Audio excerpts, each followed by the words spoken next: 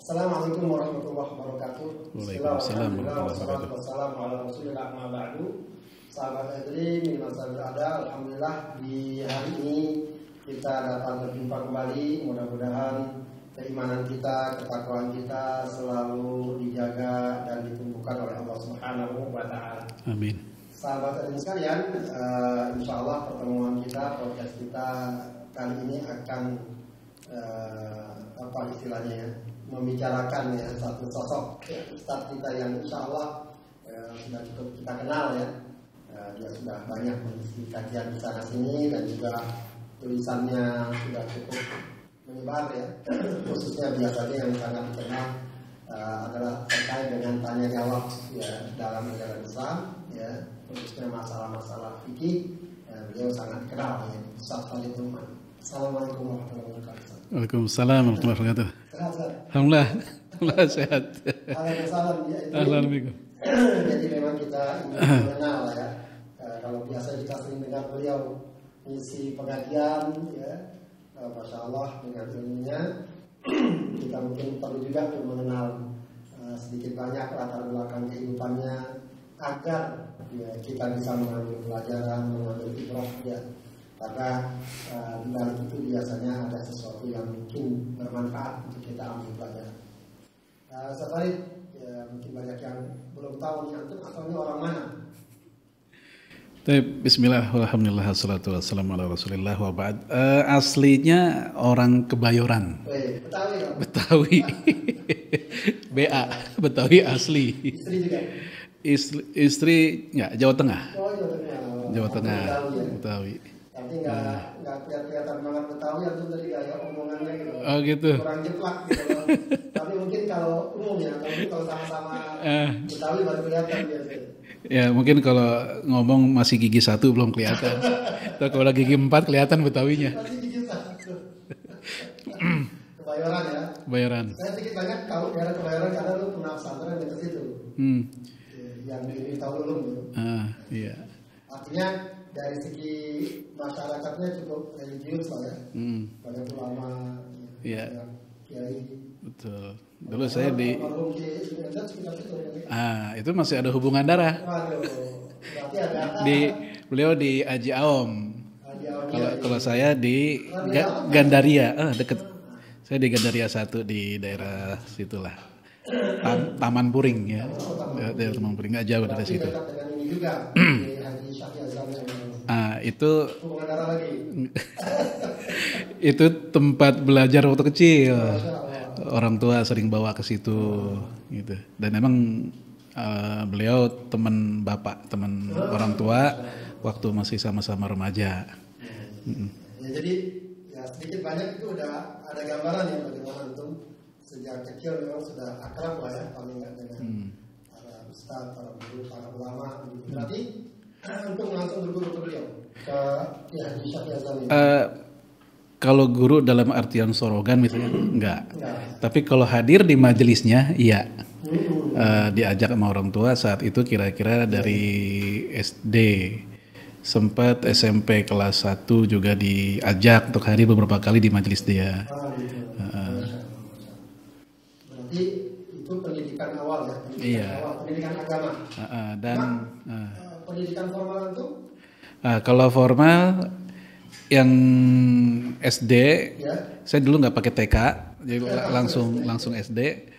Itu di Kramat Pela, SDN, ya SD negeri. Kemudian SMP-nya di dekat Pasar Mestik, SMP 11. Kemudian SMA-nya di 70. Pernah jadi korban. Pernah jadi korban juga. Banyak apa namanya? Apa tuh? Graffiti, coret-coretnya. Dan terkena tawuran ya? Iya. Waktu zaman itu ya masih suka tawuran. Masih. Pernah jadi korban? Pernah jadi korban. Jadi gimana untuk pukul atau gimana? Dikeroyokin sih. Dikeroyokin tahun 93, 10 November. Iya, karena pulang upacara. 10 November kan. Hari pahlawan itu kan. Sampai ya lumayan lah ditusuk di paha. Tusuk. Ya lumayan dalam lah, ada 5 cm atau 6 cm. Terus wajah pakai samurai. Kan kalau anak dulu kan begitu ya, nggak bisa ngelihat ada putih abu-abu di Metro Mini, dulu pakai Metro Mini, terus di luar ada yang lagi pada nongkrong, timpuk, serang Tahu rame-rame. dari sekolah mana maksudnya. Tapi saat itu, kalau untuk anak 70, SMA 70 itu ketahuan dari celana. Celananya itu abu-abunya agak beda, agak sedikit mengkilat. Masa? Jadi itu ketahuan. Dia udah gitu kan apa istilahnya basis ya. Ini basis Metro Mini berapa lewat mana. Itu mereka sudah hafal. Jadi Ya, blok M mana tuh ya? ya kalau 70 kan di Bulungan ya. Bulungan ya. Sama Blok M deket ya. Tapi belum di Blok M banget lah. Udah dikeroyokin ya, teman-teman semua kan ada 6 orang seingat saya yang di Metro Mini itu mereka tuh yang ngeroyokin tuh banyak banget mungkin ada mungkin 40-50 dah. Jadi memang bukan niat tawuran ya, memang Enggak, dikeroyok aja. Alhamdulillah, selamat ya. Alhamdulillah. Kita ngobrol di sini. Alhamdulillah. Jadi kesimpulannya pendidikan itu umum ya. Umum. Insyaallah. SD, SMP, SMA. Iya, umum. Lingkungannya aja yang Terus bagus. lanjut Ke kampus UI di sini ya, nggak jauh dari sini di Sastra Arab. Tapi kalau antum punya apa namanya kemampuan memahami, kemampuan menguraikan kajian-kajian Islam itu dasar dari pengajian-pengajian di kampus aja dulu. Mungkin kalau basic dari situ ya. Betul. Karena ngelihat saya dulu ingat pertama Mu'alim Syafi'i Adzami. Beliau tuh kalau baca kitab enak, cepet jelasin gitu. Dan juga bahasanya ilmiah juga ya. Iya. Nah, itu termasuk menginspirasi itu. Terus juga dengerin dia di Radio Cendrawasih kalau nggak salah. Dulu tuh. Kalau nggak salah juga dia dari tanya jawab di situ ada bukunya tuh dikompilasi jadi buku. Kalau nggak salah judulnya apa ya? Iya tanya jawab. Taudhih al-Adillah kalau nggak salah.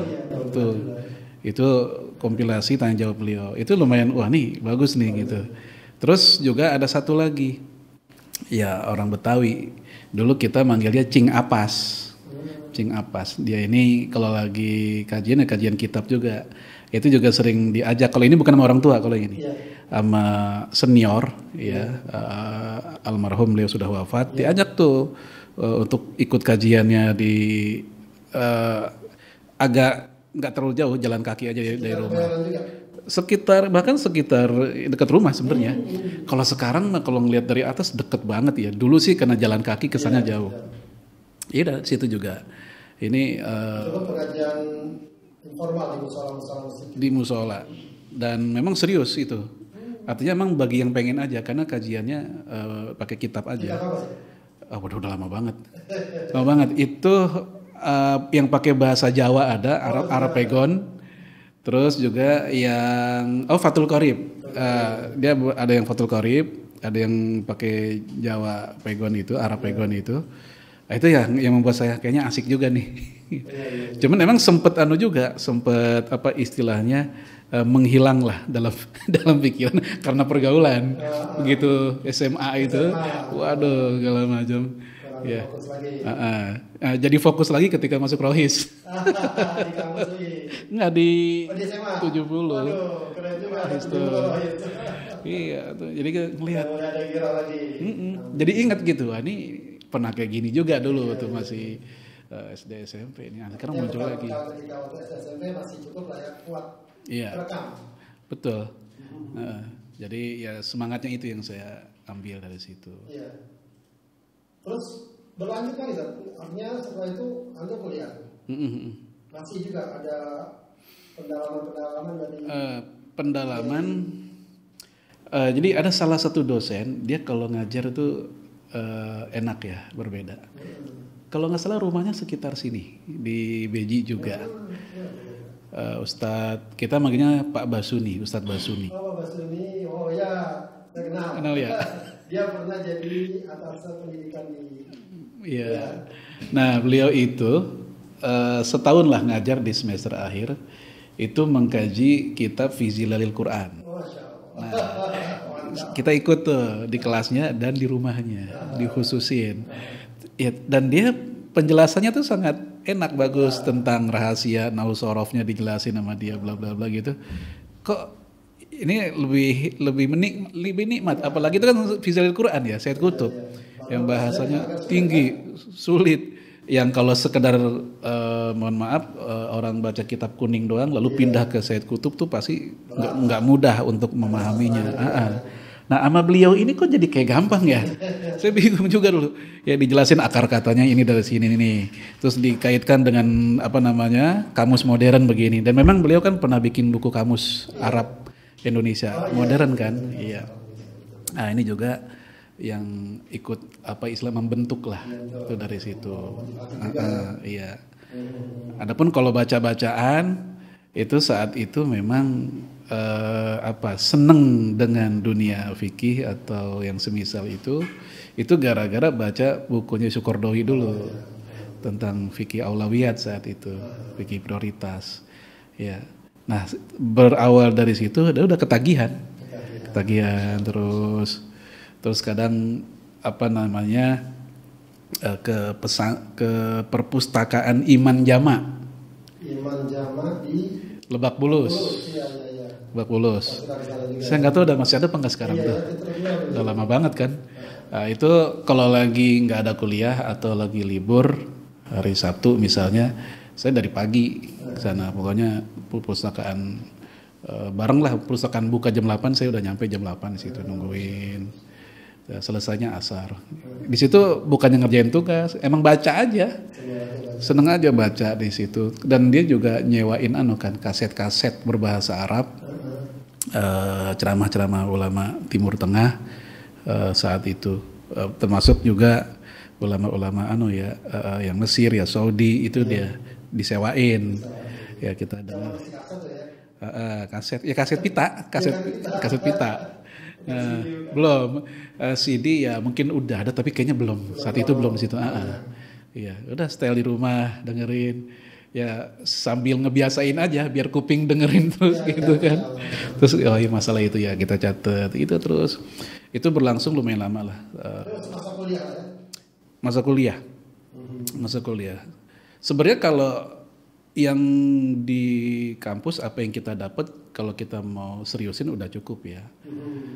Dalam artian sastra Arab. Kalau bahasa Arab di sana UNJ, IKIP dulu. Kalau di UI sastra Arab. Iya. Ya, Fakultas Sastra. Program studi Asia Barat. Bukan Fakultas Ilmu Bahasa ya, FIB. Bukan. FIB Ilmu Budaya itu belakangan. Oh gitu. Dulu namanya FSUI. Jadi sekarang udah nggak ada FSUI.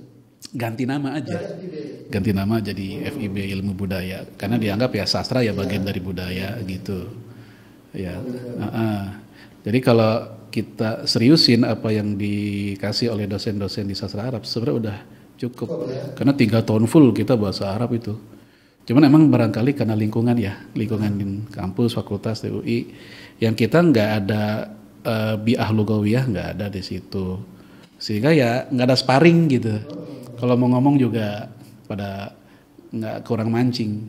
Akhirnya ngebiasinnya di situ di Iman Jama itu ketemu anak IAIN, mereka ngobrol kita ajak ngobrol juga gitu. Terus juga kalau baca kitab kalau ada yang salah dibetulin ya ganti-gantian gitu.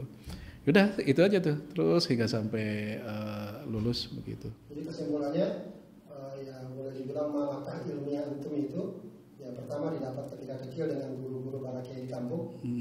Kemudian ketika di kampus plus nanti ya boleh dibilang otodidak ya mendalami sendiri ya baca-baca di perpustakaan diskusi dengan teman-teman dan seterusnya begitu ya jadi artinya ini mungkin pelajaran juga ya buat teman-teman bahwa ya semacam beliau ya Yusuf Khalid ini nggak boleh dibilang nggak pernah masuk pesantren ya pernah masuk pesantren resminya enggak ya, enggak. Ini mungkin menyangka beberapa para ulama juga ya yang nggak masuk pesantren tapi dia punya dorongan dan yang besar termasuk almarhum Kiai Syahbazali kan juga begitu ya. Iya. Ya, pesantren tadi yang ngaji. Betul. Begitu ya. Betul. Ya, artinya ini menunjukkan bahwa kalau memang ada kemauan betul-betul punya perhatian, Iya. ya insya Allah akan terbangun Betul. juga ya Iya. kemampuan dunia. Iya betul. Jadi salah satu yang mendorong saya juga itu. Ini Kiai katanya dulu senang main bola. Kan Bapak cerita Gitu ya.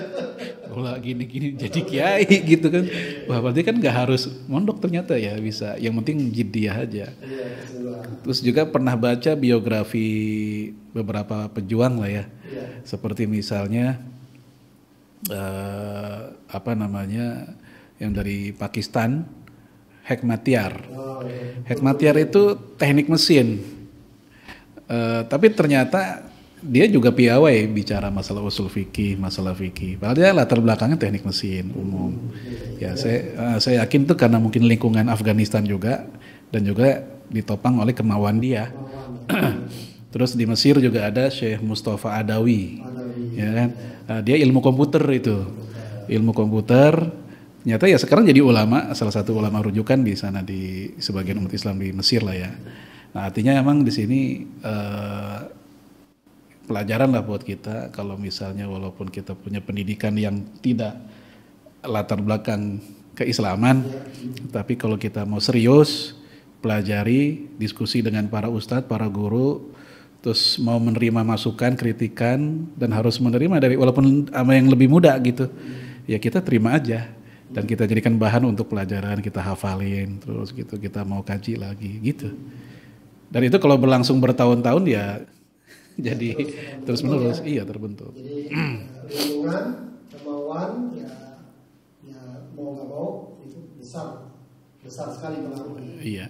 Kira-kira ya kalau boleh dikatakan antum itu merasa apa istilahnya, punya kemampuan dalam misalnya menguasai bahasa Arab sejak pengajian tadi itu kah sebelum kuliah atau itu betul-betul baru terbangun ketika kuliah gitu ya tadi?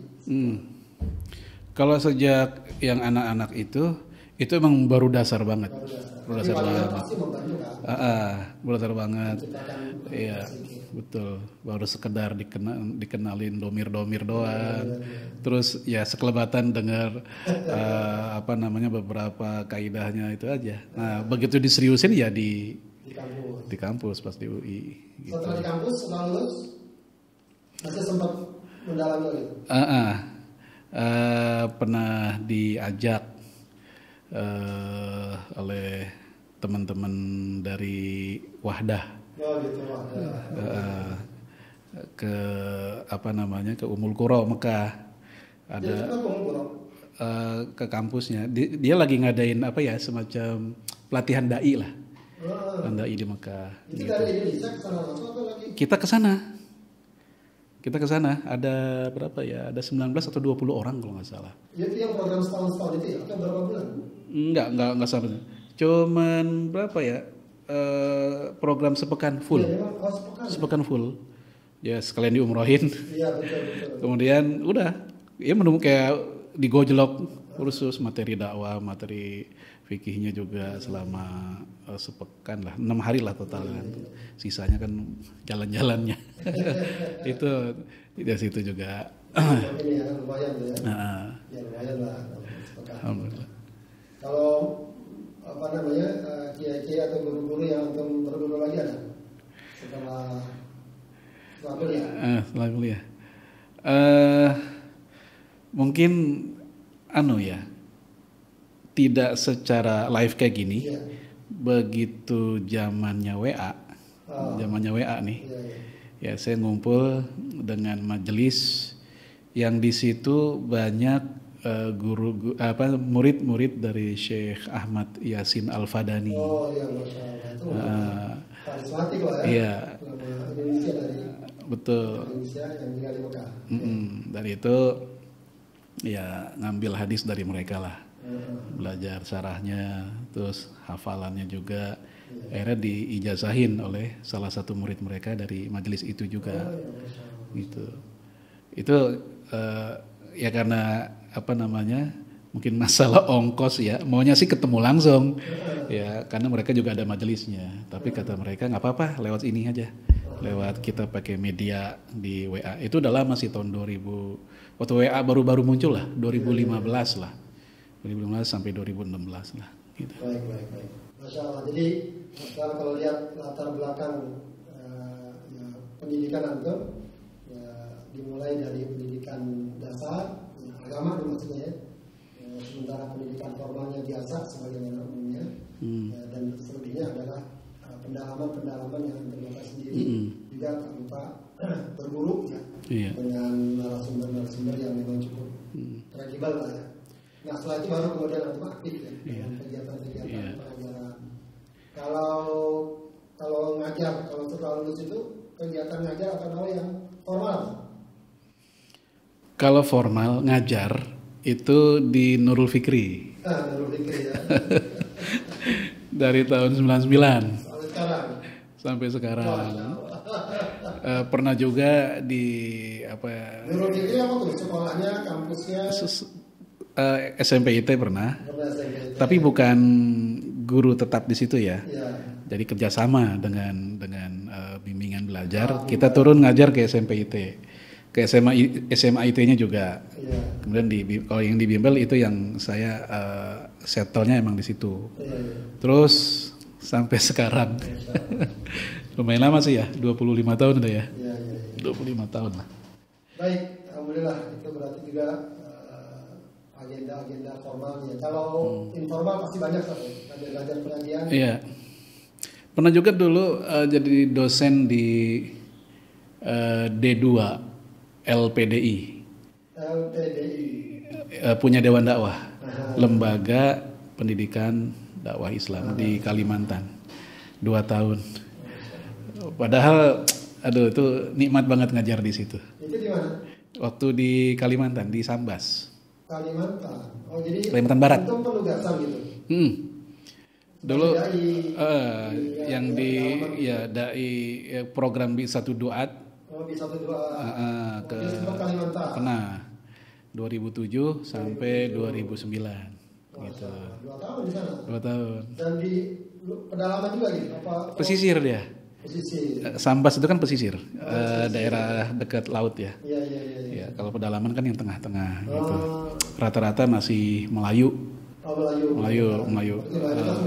Mayoritas Muslim. 80% lah Muslim. Terus ya paling ya setelah itu ya S2. Bareng sama antum. Ada S2 agak ini. Ya, jadi kesimpulannya lalu S2 ya di UIA, Iya. Jurusan penyiaran dakwah. Penyiaran dakwah Islam ya. Dakwah Islam. Tesisnya tentang ini apa namanya? Kan udah lupa ya. Ini menelisik ya persamaan atau kedekatan antara Athari dan Asy'ari. Nah, ini jadi isu yang hangat nih ya. Dua sisi yang kadang-kadang sepintas sering berhadapan-hadapan.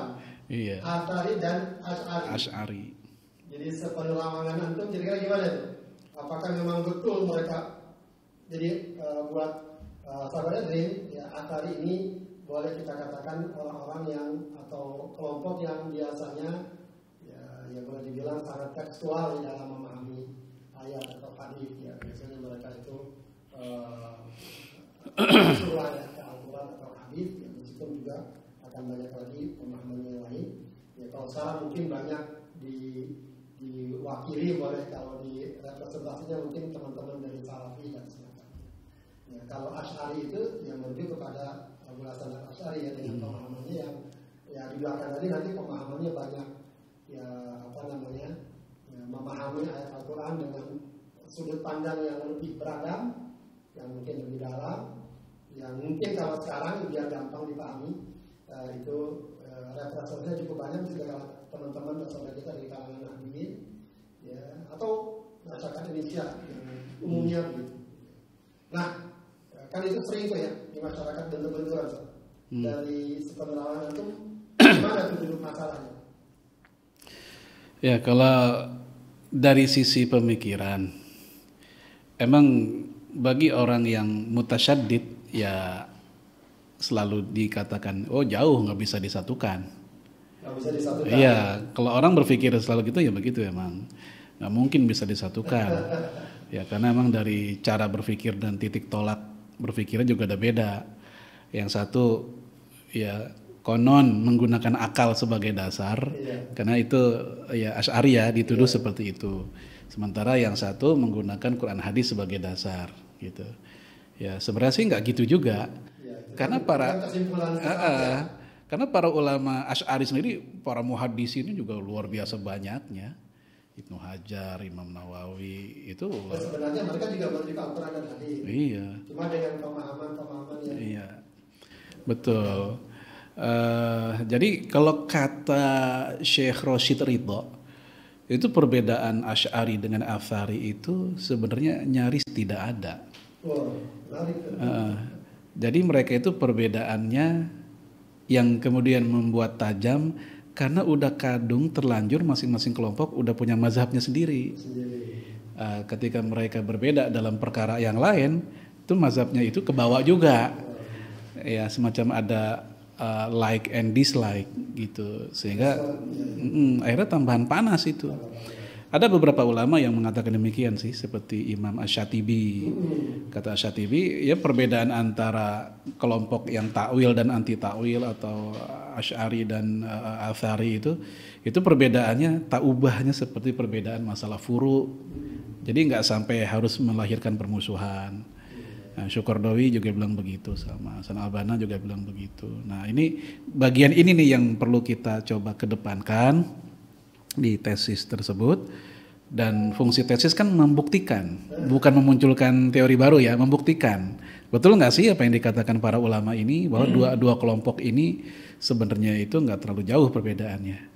Ya kalau saya simpulkan betul, karena pandangan-pandangan para ulama mereka baik yang terdahulu atau belakangan itu mirip-mirip sebenarnya, tapi kemudian menjadi panas kan ya ketika semua orang bicara.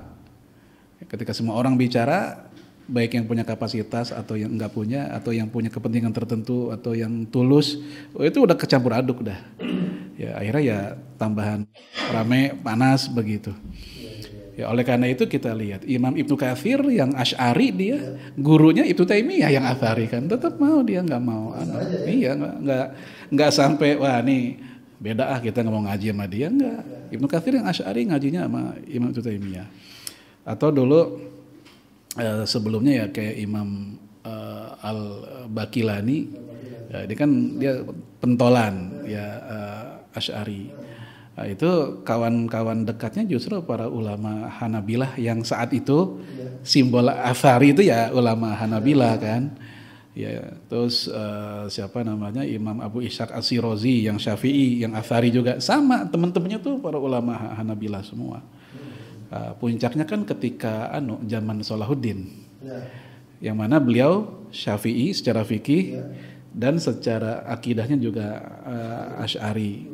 Ternyata para ulama yang mendukung jihad beliau bukan hanya yang Syafi'iyah, Hanabilah juga pada ikut, Ibnu Qudamah gitu. Kemudian bahkan sebelumnya kayak Syekh Abdul Qadir Jailani, kan dia Hambali ya, dan juga Atsari sebenarnya. Itu juga pemikiran-pemikirannya juga dipakai oleh para ulama-ulama mazhab Syafi'i gitu. Jadi dulu tuh masih bagus, kompak lah gitu. Slack lah gitu ya. Clash-nya itu mulai muncul benih-benihnya di zaman Al-Qushairi. Al-Qushairi ini beliau ulama mazhab Syafi'i dan Asy'ari ya. Jadi beliau itu pernah mengutarakan kalimat yang barangkali menyakiti perasaan para ulama Hambali. Gara-gara ulama Hambali itu dianggap mujassimah. ya nggak terima kan, mujassimah kan kafir, menganggap Allah berbadan fisik kayak orang, kayak makhluk gitu. Nah akhirnya saling menyatroni ke pengajian. Ya jadi istilah sekarang kayak apa? Persekusi ya. Pembubaran pengajian kayak sekarang terjadi. Itu udah terjadi saat itu. Di masjid, sampai di masjid itu pertumpahan darah, ada satu yang meninggal. Ya, ini dikisahkan oleh Ibnu Katsir. Ada yang meninggal Cuman di situ nggak disebut dari kalangan orang awam, cuma dibilang gitu aja. Apakah yang sebelah sini, apa yang sebelah sini nggak disebut. Nah kalau versi cerita dari Ibnu Taimiyah, beliau bilang ini fitnah al-Qushairi, penyebab slack selanjutnya antara Asy'ari dan Athari. Tapi kalau pakai istilahnya Imam As-Subki dan Ibnu Katsir, mereka menggunakan istilah ini fitnah Hanabilah. Jadi dari Imam Ibnu Katsir nyebut ini fitnah Hanabilah, Ibnu Taimiyah bilang ini fitnah Al-Qushairi. Nah, udah. Nah, ini yang betul yang dikatakan oleh Rasyid Ridho tadi. Ini sebenarnya yang bikin tajam karena masing-masing udah punya cantelan mazhab.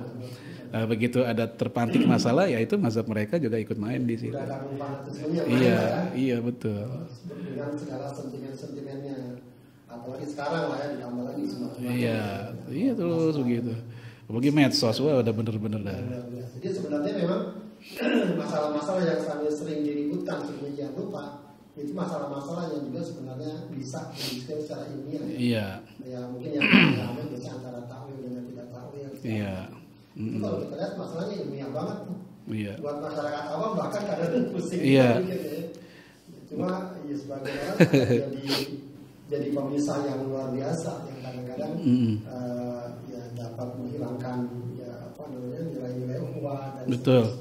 Bahkan itu menjadi seakan-akan menjadi patokan al-wala wal bara di sebagian orang itu.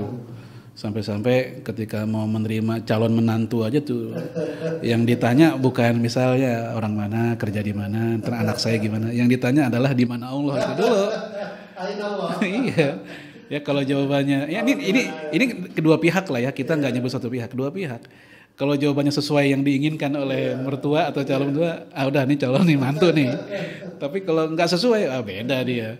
Kalau yang nanya Asy'ari berarti kalau dia bilang Allah di langit lagi bukan dengan saya. Langsung ditolak itu atau kebalikannya. Ya ini memang fenomena yang ya wallahu a'lam, kalau saya bahkan melihatnya seperti ada yang memelihara juga masalah ini kelihatannya. Ada dengan berbagai kepentingan yang ada. Kalau kita perhatikan, jangankan masa lalu, masa sekarang juga sebenarnya ya katakanlah kayak di Saudi misalnya. Ya sebenarnya misalnya perguruan Saudi dengan perguruan Al-Azhar juga sebenarnya kan punya hubungan baik juga ya. Iya. Saya dulu kuliah di Libya, sebagian gurunya di tangan dari Al-Azhar. Sementara Al-Azhar terkenal sebagai simbol Asy'ari kan. Iya. Artinya bekerja sama dalam hal seperti itu udah biasa. Udah biasa. Para ulama juga sering berkumpul, orang dari Saudi, orang dari Mesir dengan ragam latar belakangnya. Cuma kadang-kadang itu nggak turun ke bawah. Iya. Nggak turun ke bawah. Iya. Kayak Syekh Muhammad Al-Ghazali Al-Azhar kan. Iya, dia jadi dosen di Madinah pernah. Syekh Syukurdawi bahkan beliau pernah menjadi salah satu anggota Majelis Tinggi Universitas Islam Madinah di tahun zamannya Syekh bin Baz gitu. Ya kayak Syekh siapa lagi Muhammad Asal itu juga pernah di Saudi juga ngajar. Jadi tuh para Azhariyun juga dulu ngajar di sana. Sebenarnya kalau lihat latar belakangnya ya nggak pada tempatnya kalau kemudian sekarang seperti ya maaf anjing dan kucing gitu. Padahal sekarang anjing kucing banyak yang bayar loh. Iya. Ya kayaknya emang ya gini saya lihat untuk ama yang model-model yang mutasyadid gitu emang kita agak sulit berharap ama yang kayak gitu. Tapi ama yang moderat kita masih bisa berharap.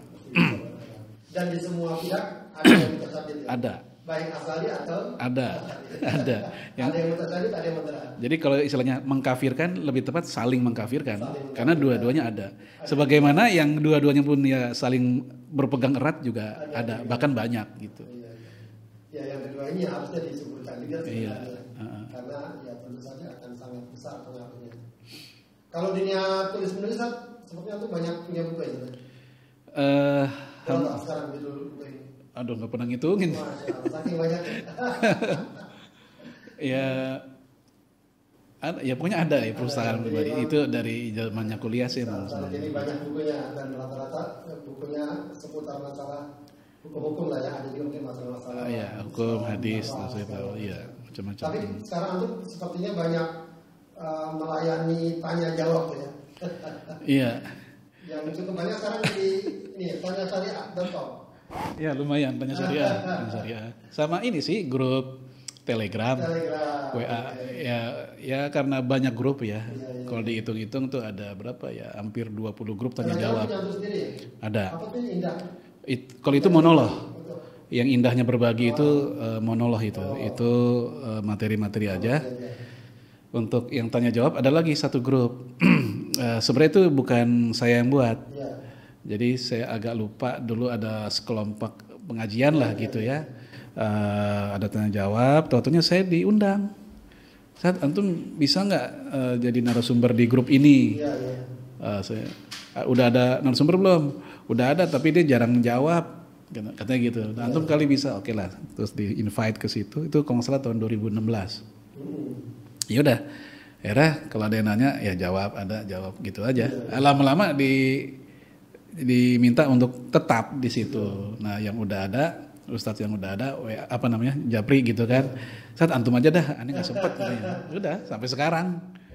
Bahkan akhirnya judulnya Telegram, judulnya ya Ustadz Farid Nu'man gitu doang judulnya. Coba saya buka deh. Kalau yang di apa namanya Majelis Indahnya Berbagi 12 ribuan. Jadi ada beberapa grup tele ya. Nah, kalau yang Majelis Indahnya Berbagi ya, bisa yang mau bergabung bisa silakan. Ada juga. Nah ini grup, ini ya judulnya begini aja tuh, Ustadz Farid Nu'man. Ya. Ini hampir 2000 lah, 1900-an. Terus sama yang di apa namanya WA itu ada berapa ya? Ada ya total ada 17-an grup lah di WA. Antum kalau ada pertanyaan itu saya sering perhatiin antum cepat jawabnya itu. Antum nggak perlu nulis di laptop dulu ya? Enggak. Langsung aja di HP. Langsung di HP. Saya tuh kalau nggak nulis di laptop serius nggak bisa. Di HP pertama udah ribet gitu ya. Iya. Ini langsung di HP. Gitu. Langsung di HP. Makanya antum ternyata sering. Di HP. Apa namanya? Kan ada aplikasi dibantu oleh aplikasi yang berbahasa Arab, kitab-kitab di situ. Sebab kalau kita harus pulang dulu, buka kitab dulu, sebenarnya pertanyaan banyak, wah habis waktu kita nggak kemana-mana, itu doang. Nah makanya pakai aplikasi. Sekarang ustadz-ustadznya harusnya juga begitu memang ya. Selain punya kemampuan, kapasitas pendalaman ilmiah, yang mau kamu harus melek teknologi juga. Bagi sebagian ustadz itu nggak gampang itu. Buka aplikasi, kemudian copy paste, kemudian merujuk apa itu nggak gampang, maksudnya nggak terlalu akrab. Jadi kalau udah punya kapasitas, kemudian dengan teknologi juga akrab, itu biasanya memang cukup membantu. Iya. Dan satu lagi, karena pertanyaan rata-rata mengulang. Jadi jawabannya nggak terlalu harus ulang dari awal. Iya, nggak usah nulis dari awal lagi. Kita tinggal searching aja. Ini udah pernah nih masalah ini. Ya kita kasih. Kita potong aja dia dan jawaban dari ini diambil. Kita tambah sedikit karena kita suka begitu. Iya. Jadi itu juga termasuk apa namanya barokah juga tuh ya, barokah ilmu. Karena sering disampaikan akhirnya ya banyak kemudahan-kemudahan yang didapatkan. Iya, apalagi Ramadan kan, pertanyaan itu lagi. Setiap tahun itu lagi tanyaan. Dikit-dikit banget sih bedanya ya. Iya. Dikit-dikit banget. Ini sudah biasa. Ya memang kadang-kadang ilmu itu begitu ya. Maksudnya orang mungkin melihat luar biasa, padahal bagi dia yang memang sudah biasa menggeluti itu memang udah biasa karena udah pengulangan. Saya pernah juga di Libya ada dosen yang nggak baca kitab sama sekali, nggak pegang kitab sama sekali. Dia nyerangin seperti di kitab gitu ya. Pas kita rasakan, wah iya karena diulang-ulang dia kan banyak. Tahun ini ngajar, tahun depan ngajar yang sama. Gitu. Paling tidak sudah cukup apa namanya pemahamannya dan penguasaannya. Gitu. Kalau audio, video, YouTube ada channel. YouTube ada channel. Itu baru bikin ketika pandemi. Karena lockdown kan di rumah gitu kan. Akhirnya anak ya yang bikin anak. Iya, Farid Nu'man Hasan Official. Tapi itu agak jarang update ya, karena kan saya nggak ngerti. Itu dia, saya nggak ngerti. Nah, itu dia. Yang ngurusin anak gitu. Dan anak ternyata lagi sibuk juga dia, lagi ya mondar mandir karena udah lulus kan. Ya mondar mandir itu apa namanya biasa nyari kerja kalau macam. Ya itu udah nggak kepegang. Di rumah aja. Di rumah aja. Kadang di apa namanya? Saya punya kamar khusus kerja dengan latar belakang kitab-kitab ya gitu di situ di videoin sama dia. Pakai HP biasa aja. Nah, terus yang ini ya TikTok. TikTok kayaknya baru 2 tahun ya pakai TikTok kalau nggak salah. Pasca Idul Adha 2 tahun lalu. Itu juga karena ada yang saran pakai TikTok aja. Karena jadi TikTok itu lebih mudah dibanding pakai YouTube ya, karena saya rasain, saya juga sendiri akhirnya pakai TikTok itu, nggak lagi ngandalin anak. Bisa video tinggal dikirim, ada pilihan ke TikTok, udah tinggal masukin aja, masukin ke situ ya, kita sedikit setting sedikit, nggak seribet ya ke YouTube, udah bisa gitu. Dan lalu lintas orang nonton video sekarang ini lebih banyak TikTok dibanding YouTube. Ya gitu. Bisa durasi bisa panjang nggak sih? Kalau baru masih pendek, baru. Tapi kalau udah beberapa kali ngupload dan yang banyak yang nonton, bisa panjang, bisa 10 menit lebih. Memang perbedaan TikTok sama YouTube itu ya, YouTube 1 jam bisa lebih, malah kan 2 jam bisa. Tapi kalau TikTok tuh ya pendek-pendek biasanya. Ya makanya materi-materi TikTok itu saya cuma 1 tema, bahas langsung selesai. Paling isinya cuma 3 menit, 4 menit. Ini yang paling ramai yang bukan paling ramai ya, sekarang lagi ramai itu di TikTok saya tentang masalah doa Allahumma lakasumtu. Gara-gara ada yang nanya WA, ini masa Allahumma lakasumtu dibitahin karena hadisnya doif katanya. Ya udah dijelasin secara ini aja deh. Ya, kalau ngajar-ngajar di Majlis Taklim banyak kan? Kalau dulu itu, tapi saya nggak ngitung lagi ya. Maksudnya di masjid-masjid kali ya. Dulu itu kalau nggak salah sampai di 60-an masjid lah. Itu rutin tiap pekan? Beda-beda. Ya, ada yang rutin, ada yang tapi rata-rata rutin sih. Ada yang pekanan, ada yang 2 pekanan, ada yang bulanan. Tapi sih belakangan udah saya agak kurangin juga. Udah capek juga. Faktor usia ya. Masih muda. Kalau dari ini mungkin ada catatan ya terkait dengan kondisi dakwah sekarang atau pengalaman antum di Majlis Taklim atau dunia dakwah atau pengajaran, itu apa yang dari sisi prospeknya, apa yang bagus, apa yang sudah cukup bagus, apa yang juga kira-kira masih perlu diperbaiki gitu ya, dari catatan-catatan yang sampai sekarang. Iya, mungkin yang saya rasakan langsung ya, itu di masyarakat kita kalau pengajian itu masih ada sekat ya. Sekat. Pokoknya kalau gurunya bukan dari kelompoknya, dia nggak mau dengar. Jadi walaupun dia ada di situ, tahu gurunya siapa, keluar aja dia ya. Keluar aja nyelonong. Karena bukan 1 2 orang, 5 orang. Iya, gitu. Terlepas dari narasumber tersebut gimana hebat atau apa, tetap ya selama bukan dari kelompok saya nggak mau gitu. Mungkin ada 1 2 yang mau denger ya, sekedar penjajakan kali, mau tahu gitu kan. Tapi selanjutnya ya enggak. Walaupun saya berpikir kadang yang kayak gini ya maklum lah. Karena kan al-arwahu junudun mujanadah kan gitu. Orang bahkan berkoloni dengan yang sespirit dengan dia kan gitu. Ya ini catatan utama ya. Harusnya seorang muslim itu selama terikat oleh keislamannya yang disampaikan Quran Sunnah dan juga penjelasan dari para ulama, ya kenapa tidak? Ya. Sebagaimana Ibnu Katsir kepada Ibnu Taimiyah tadi, dia ngaji sama Ibnu Taimiyah gitu, nggak anu lah. Terus yang kedua, mungkin PR-nya di masyarakat kita itu emang ini karena masyarakat kita masyarakat fikih kali ya. Jadi hampir semua persoalan itu pengajian pas tanya jawab fikih juga. Hukum lah ya. Hukum. Ya walaupun kita lagi nggak tema itu. Begitu tema lain, fikih lagi. fikih lagi. Kalaupun pengen nggak ada yang nanya. Kalau ditanya ya fikih lagi. Saya masih teringat ketika diminta tentang sejarah berdirinya Zionis. Ini kan nggak ada kaitan dengan fikih itu kan, sejarah.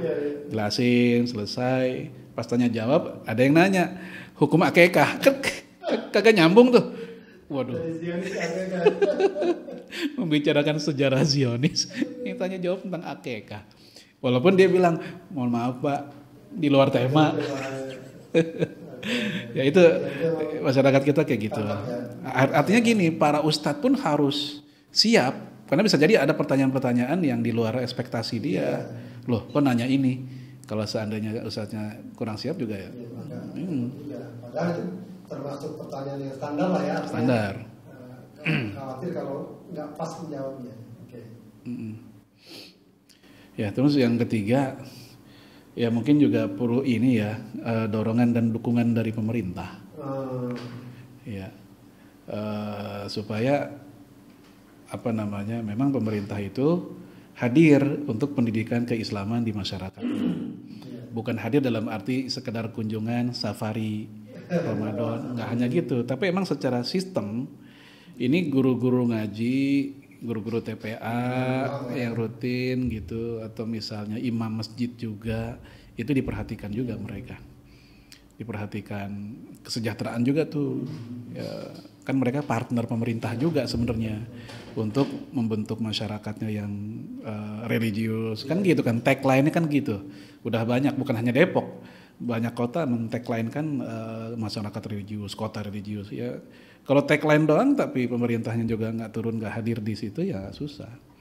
Kasih. Ya, itu melihat majelis ilmu, majelis taklim lah ya, di masjid itu buat kehidupan sosial masyarakat sangat positif sebenarnya. Iya, berpengaruh. Biasanya informal aja deh kan. Itu kan biasanya dilakukan inisiatif masyarakat warga gitu kan. Iya. Nggak ada instruksi apa-apa atau kesadaran aja.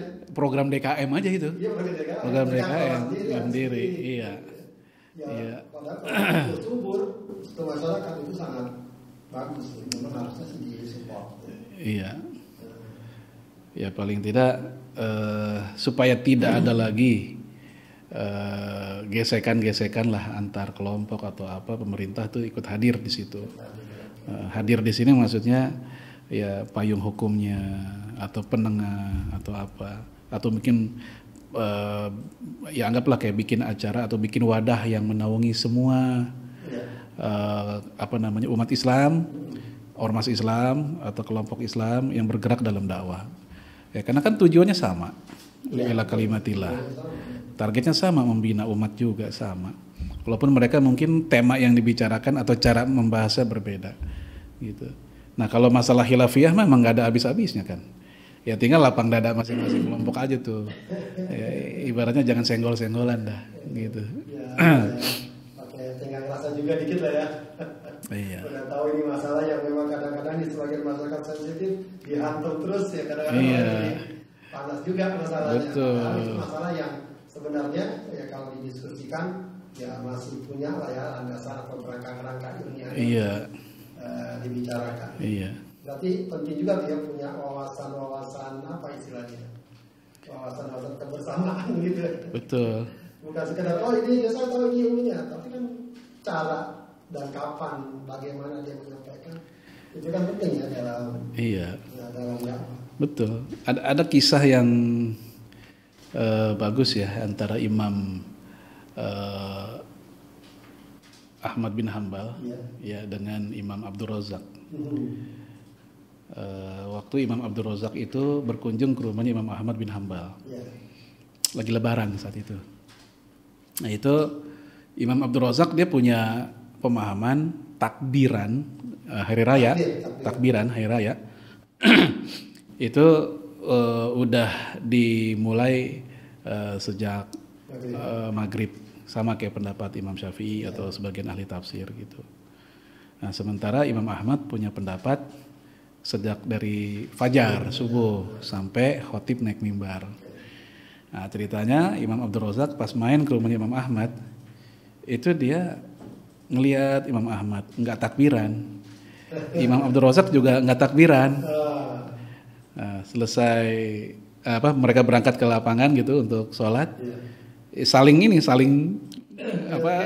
lihat gitu. Ini nggak takbiran juga, sama sampai selesai sholat Id terus pulang ke rumah nggak ada yang takbiran juga. Saking menjaganya. Terus ditanya, kok antum nggak takbiran? Antum sendiri nggak takbiran? Aneh nunggu antum untuk takbiran. Jadi mereka tuh saling menjaga, gitu. Bukan kayak antum yang bilang takbiran dari malam, ya karena jaga perasaan gitu. Nah, bukan kayak antum bilang takbiran dari subuh, antum juga nggak takbiran. Jadi mereka begitu. Saking menjaganya ya. Iya. Itu penting juga tuh, menjaga perasaan itu. Iya.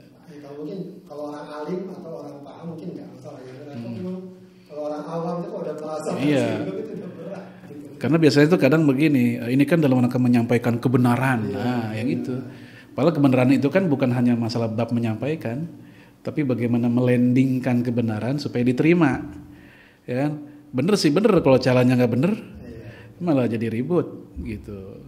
Defend nanti orang, yaudah akhirnya masing-masing akan mengemukakan argumentasinya, ya sehingga target untuk jalan bareng tuh nggak jadi, malah ada sekat di hati.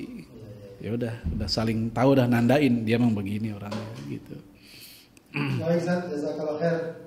Ini obrolan ringan ya, insyaallah ada manfaatnya ya, kita bisa ambil ibrahnya ya, dengan staf kita yang barangkali selama ini kita cuma mendengar beliau dalam taujihat, dalam arahan-arahan, dalam pengajian.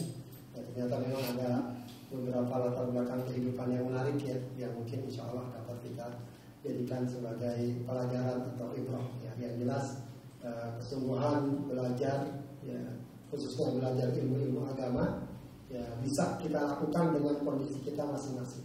Dan mungkin saja ada sebagian orang nggak bisa masuk pesantren atau apa, tapi ketika dia pandai memanfaatkan peluang, kesempatan, kesungguhannya ada, insya Allah Allah bukakan jalannya. Jazakallahu khair, Ustaz. Waalaikumsalam. Mudah-mudahan nanti bisa datang ke Aidrim lagi. Amin, salam. Kita podcast dengan. Jadi tahu nih sini. Ahlan. Jazakallahu khair, demikian saudara sekalian, mudah-mudahan bermanfaat. Kita bertemu lain waktu. Assalamualaikum warahmatullahi wabarakatuh. Waalaikumsalam warahmatullahi wabarakatuh.